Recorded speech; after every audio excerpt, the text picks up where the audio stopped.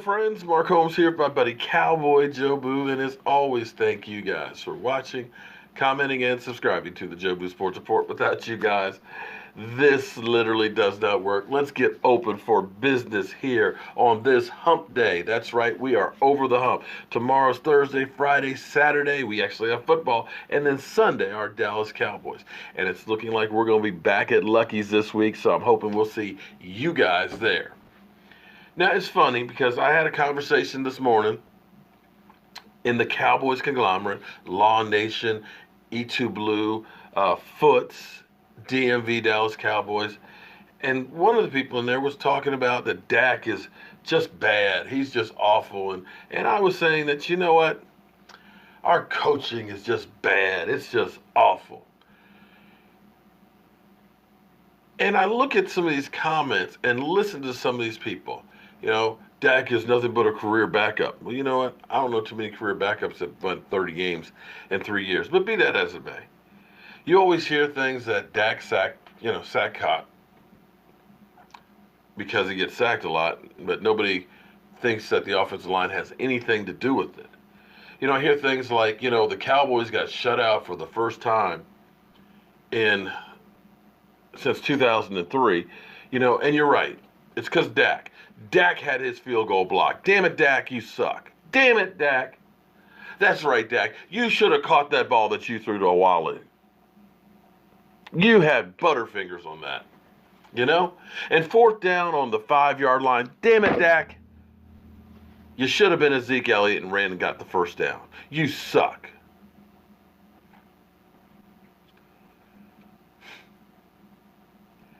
And then I hear things about, well, how much you going to pay Dak Prescott? You don't want to overpay for a quarterback. But then I hear people say, get Joe Flacco. Oh, yeah, he's only making like $23 million a year, right? And is old as dirt and has done what lately? But I understand. Cowboys won 5 straight and then lost 1, and now the ship is sinking. You hear everybody, the talking heads, talking about, well, the Cowboys, are they time to worry, time to push the panic button? Can they make a deep run and things like that? And those are all valid questions. But the thing is I only hear that about the Cowboys. You see the Saints last night score only 13 points against Carolina. And if Cam Newton had at least half an arm, they would have beat him. But Cam Newton's shoulder is screwed up. But how about, say, I don't know, the Rams? The Rams who were on fire. The Rams who we thought defense was going to lead that team, but it wasn't. It was actually the offense. And Jared Goff. Jared Goff was looking like the new Joe Montana. Jared Goff in week 4 did some amazing things. And this is how amazing this was.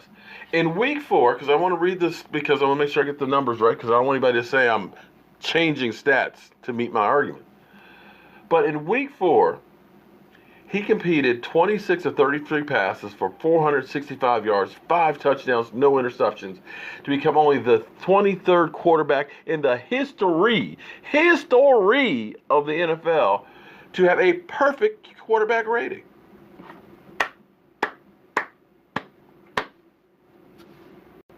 MVP candidate. The Rams, they were looking like a Super Bowl favorite. But you know what's funny? And the whole time that the Cowboys went 5-1 and the Cowboys lose 1, everybody's talked about Dak being so bad. He's the worst quarterback in the NFL. He stinks. But it's funny because I don't hear much venom for the Rams. Because clearly I know we got the worst quarterback, so you want to talk about the worst quarterback. But here's what's interesting. Over the course of the last 3 weeks, the Rams and Jared Goff, he's been atrocious.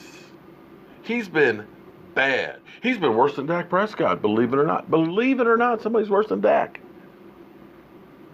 How bad has he been? Well, I'm going to tell you how bad Jared Goff has been. Jared Goff has played over the last 3 weeks second worst in the NFL. Second worst in the NFL. You know the only one quarterback that played worse than Jared Goff over the course of the last 3 weeks? Bud Fumble. Bud Fumble, who was on the streets, picked up by the Washington stinking Redskins, was there for a week and then had to play. That's the only quarterback who's played worse than Jared Goff has over these last 3 games. But nobody talks about it. You probably don't even know this.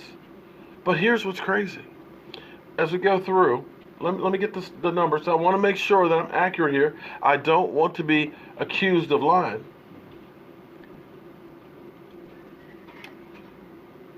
So for the last 3 weeks,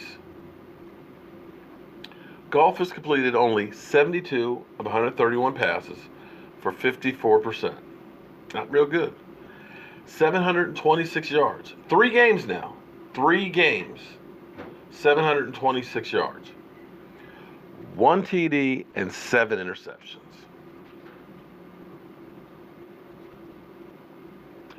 One TD and 7 interceptions. So, early in the season, this was amazing because Goff on deep passes the first part of the season, 24 out of 45, 812 yards. He was lighting it up downfield.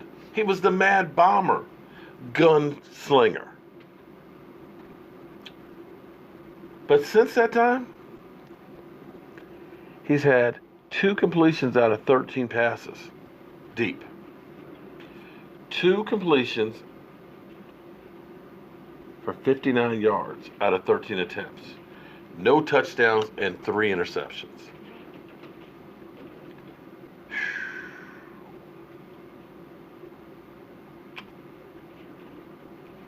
Jared Goff has literally fallen off the face of the earth as far as quarterback play. Jared Goff, you talk about benching Dak Prescott and bringing in Cooper Rush. Jared Goff, these are some of the stats that are crazy. Jared Goff threw the ball away 27 times, second highest in the league for those 3 games. I mean, he's not finding anybody. Maybe here's the saving grace for him. Maybe he's not getting sacked as much as Dak. But all I'm saying and pointing this out is because quarterbacks go through slumps. Quarterbacks sometimes overachieve. We saw Matty Ice be the league MVP. And last year have less touchdown passes than Dak Prescott. We've seen Cam Newton be the league MVP. And then, not so much.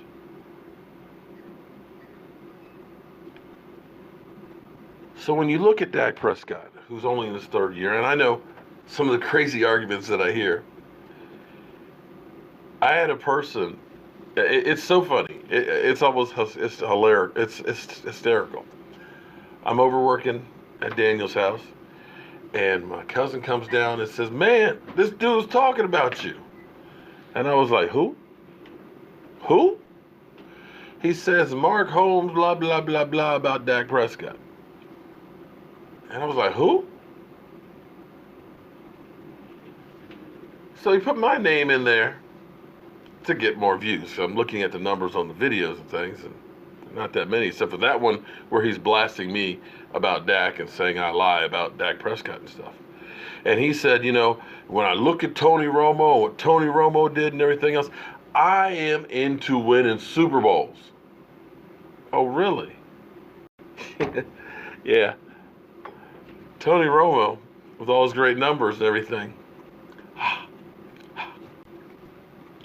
he won a lot of these, didn't he? The Dallas Cowboys have won a lot of Super Bowls with everybody but Dak, haven't they? Tony Romo with all his great numbers and everything else. And don't give me this thing that he never had a defense, because in 2009, they had the 2nd best defense in the NFL. Don't give me that that Tony Romo never had people around him because he had the best offensive line. Clearly a lot better in 2014 than what we have right now. When your backup is got poked in the eye and you're pulling people off the street to play. When your all-pro center hasn't played all season. When your guard ends up not playing. Don't tell me that this line is better than what Tony Romo had. And until we got Amari Cooper 6 weeks ago, we didn't have wide receivers. We didn't have a Jason Witten.